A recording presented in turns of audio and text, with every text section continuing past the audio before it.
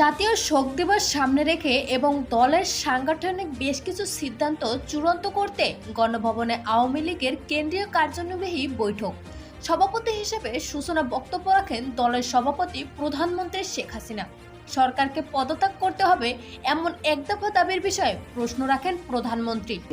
আমরা দেখলাম তারা অনেক বড় বড় কথা বলে।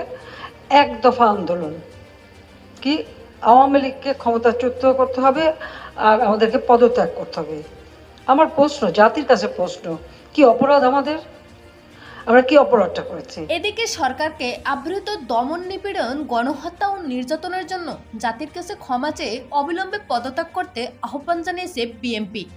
শুক্রবার মির্জা ফখরুল ইসলাম আলমগীর আহ্বান জানিয়েছেন।